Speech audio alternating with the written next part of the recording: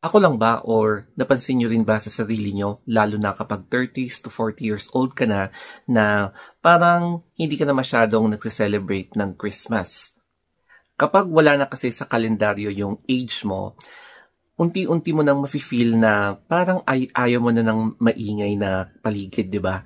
Hindi ka na masyadong nakikipag-party, mas gusto mo lang na nasa loob ng bahay, na walang ingay. So, dito mo mare-realize na, ay, parang there's something na bago sa akin.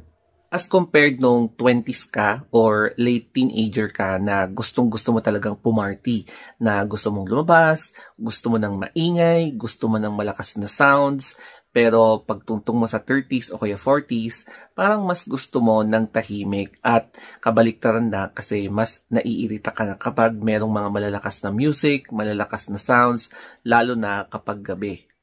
Pero kapag ini-invite ka naman